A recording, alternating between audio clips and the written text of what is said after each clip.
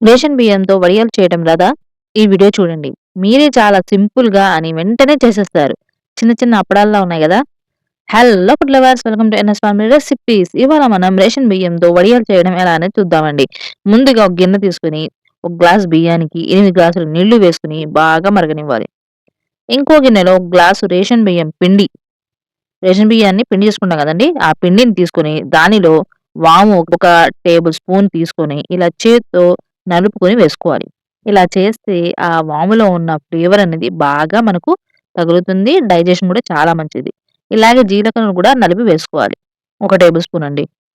ఈ 2 వేసిన తర్వాత 2 టేబుల్ స్పూన్ల ఉప్పు వేసి బాగా కలుపుకోవాలి. బాగా కలిపిన తర్వాత ఒక గ్లాస్ చల్లటి నీళ్ళు అంటే నార్మల్ వాటరే నీళ్లు వేసుకుంటూ కొంచెం కొంచెం పోసుకుంటూ బాగా కలుపుకోవాలి. ఉండలు కట్టుకోకుండా మనం మెల్లగా కలుపుకోవాలి. ఇలా కలుపుకోవాలి. ఇప్పుడు మరుగుతున్న నీళ్ళని మీడియం ఫ్లేమ్‌లో ఉంచితే కొంచెం కొంచెం వేసుకుంటూ బాగా కలుపుకోవాలి. ఉండలు కట్టకుండా కలుపుకోవాలండి. ఒక విషయం అండి, ఇలాంటి రెసిపీలు చేసేటప్పుడు కొంచెం టైము, బలం ఎక్కువగానే ఉండాలండి. వడియాలు జస్ట్ బాగా కలపడం చాలా ఇంపార్టెంట్ అండి. ఇలా కలుపుతూనే ఉండాలి. లేకపోతే కింద మాడిపోతుంది. అడుగు మాడకుండా కలుపుతూ ఉండాలి. ఇలా 15-20 నిమిషాల తర్వాత ఇలా దగ్గరికయిన తర్వాత కొంచెం చల్లారిన తర్వాత ఒక క్లాత్ మీద ఇలా వేసుకోవాలి. మీకు ఇష్టం వచ్చినట్టు ఒక చెంచాతో గాని, గరిటెతో గాని ఇలా ఒకసారి వేస్తే చాలండి. ఇలా ఒక రోజు మొత్తం ఎండబెట్టుకోవాలి.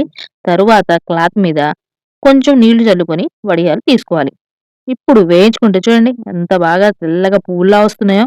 ఇలాగే మనం రేషన్ బియ్యంతో కూడా వడియాలు వేసుకోవచ్చు. చూడండి ఇలా.